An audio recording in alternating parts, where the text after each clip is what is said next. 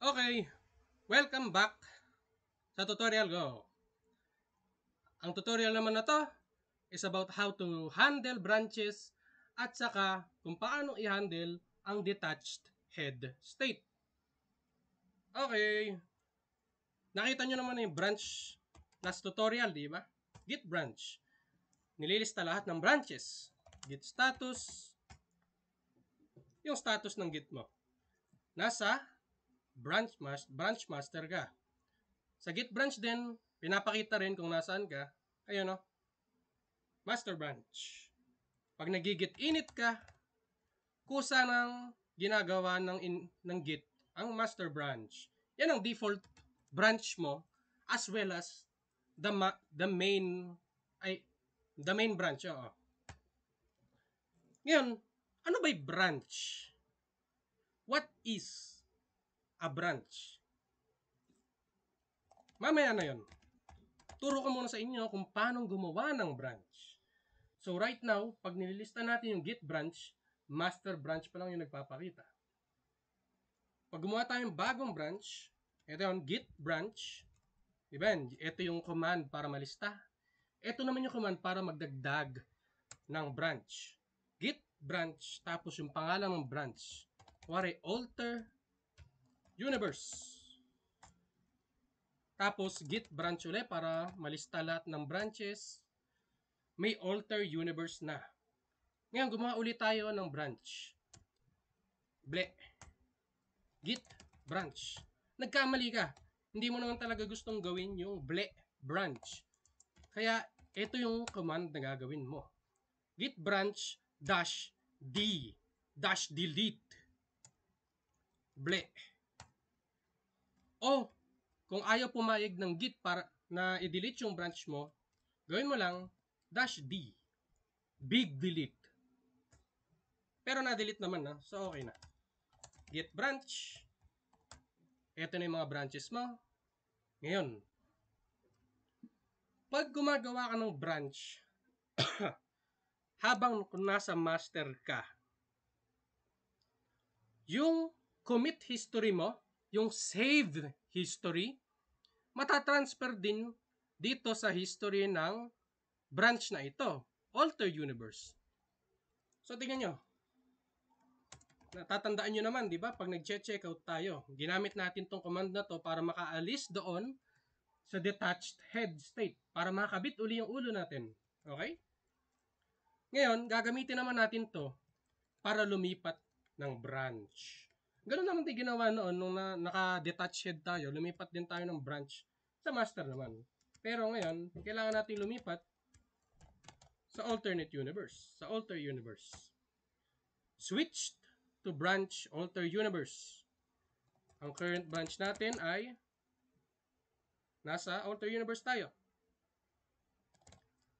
At saka yung branch list, tingnan nyo yung naka-highlight, alternate universe ang naka-highlight. Ibig sabihin, nandun tayo ngayon.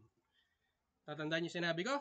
Na-transfer yung history ng master doon sa alternate universe. Na-transfer siya dahil nandun ka sa master branch nung ginawa mo yung branch na ito. Kung nandun ka naman sa branch ng iba, tapos nag-branch ka doon, yung history ng branch na yon malilipat doon sa branch na bagong ginawa mo. Ayun, nalipat. First save, second save. Ngayon, ano ba'y branch? Ano ba'y purpose nun? So right now, as a alter universe tayo, ayun yung naka-highlight. Gumawa tayo ng files. O kaya mag-change ng code dito. Kayo bahala. Mag-experiment kayo. New file. Alter.html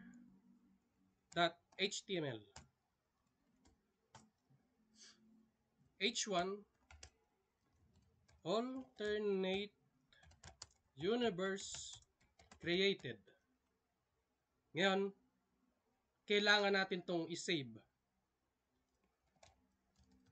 Git add para masama yung file na yon sa save sa commit -m message alter first save.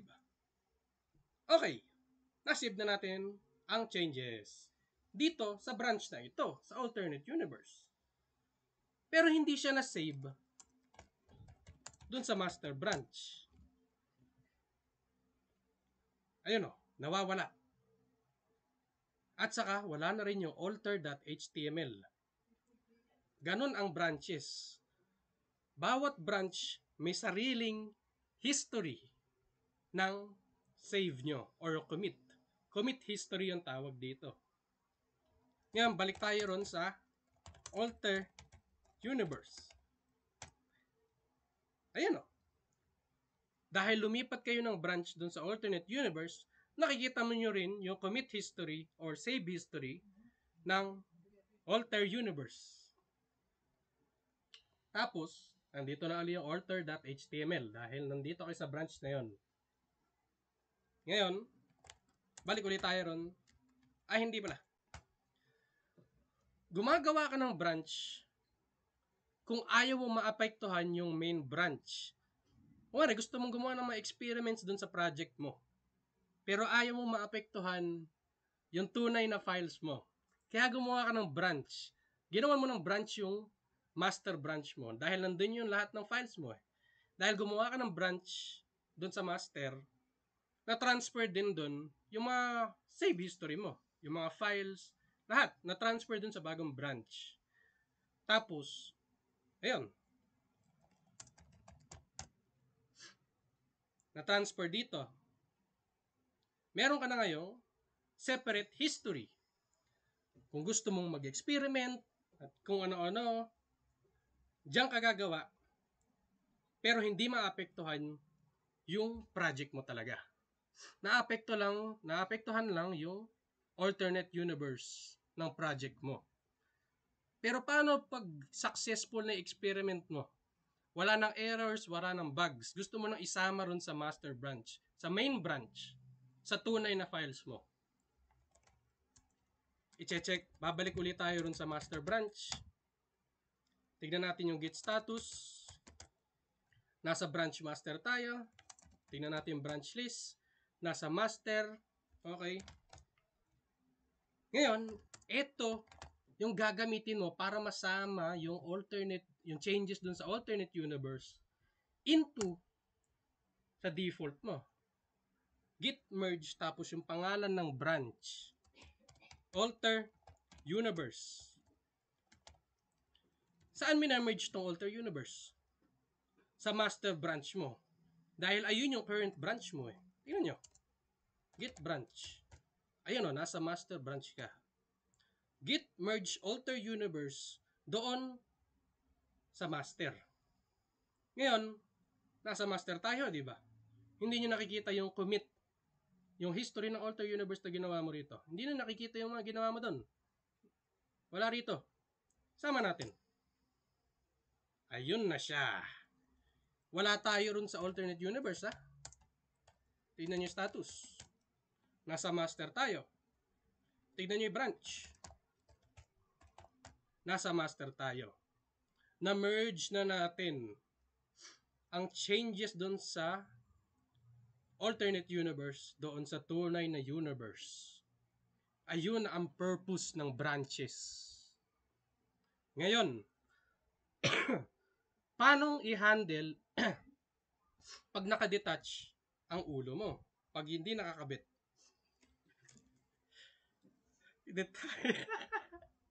Okay.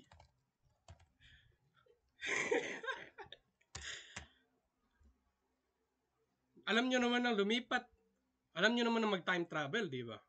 Alam nyo na rin mag-switch to an alternate universe. Ngayon, lipat tayo rito sa Tayo lang, nakakatawag sa sabi ko. Lipat tayo rito sa second save. I-load na natin.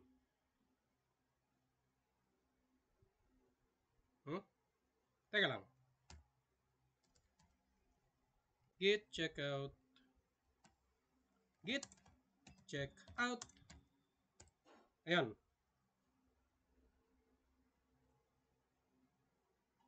Nakadetach na yung ulo natin. Wala na rito yung alternate universe. Tignan natin status. Ayun. Nandun tayo sa branch ng wala tayo sa master, wala tayo sa alternate universe. Nasa detached head universe ka. Nasa detached head branch. Yung branch na to, wala siyang commit history. Tignan mo.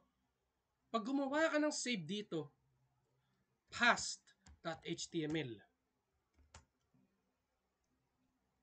H1, time traveled back to the past.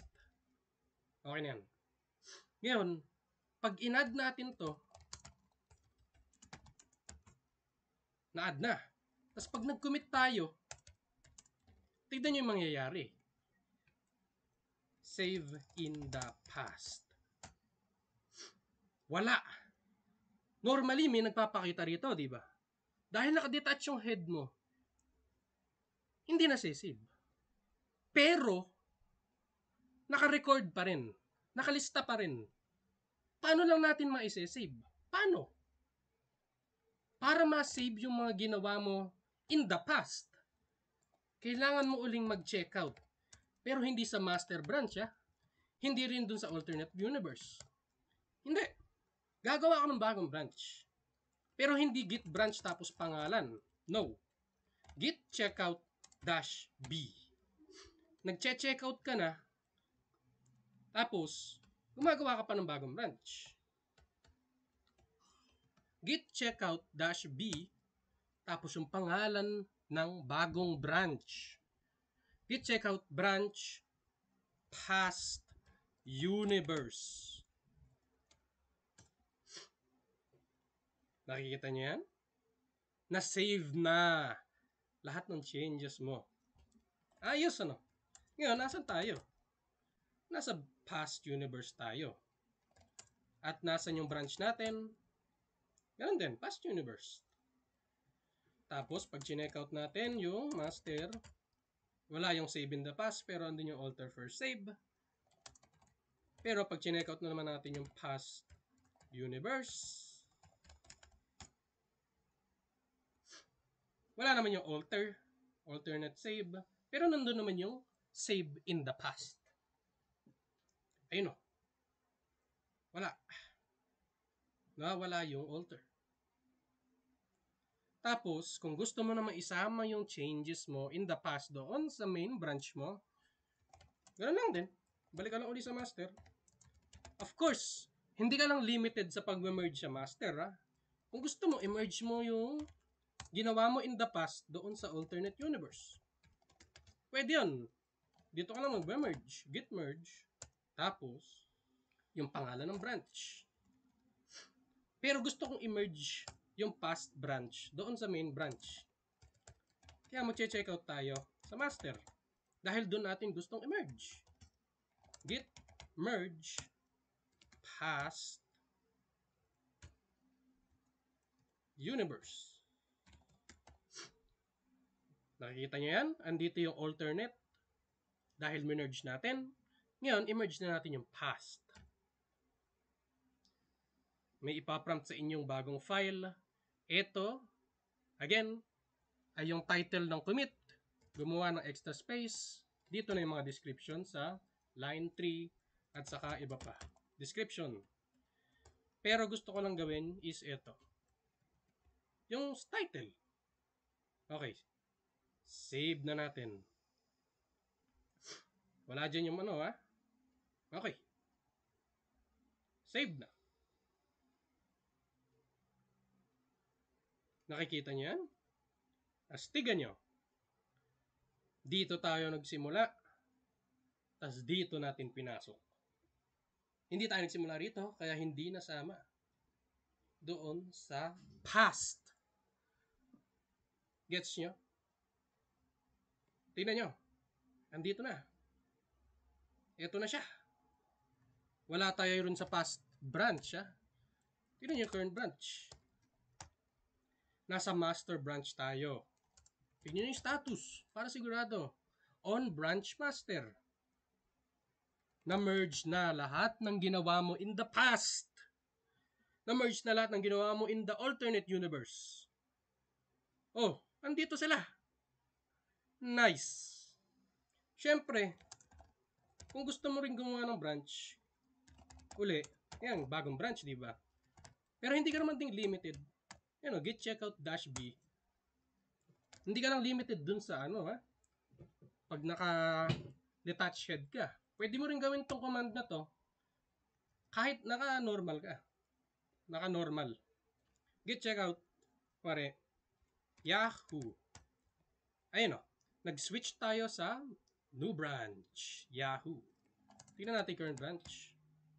Yahoo. Okay. Balik na tayo sa master. Git branch dash d Yahoo. Git branch. Wala na. Okay.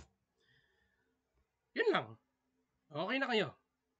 Pag-practicein nyo lang lahat ng commands na pinakita ko sa inyo at mamamaster nyo na rin kung paano gumamit ng branches at kung paano mag-utilize ng time traveling feature ng Git. Thank you very much for watching. Meron pang susunod na tutorial. Ang next naman ay GitHub.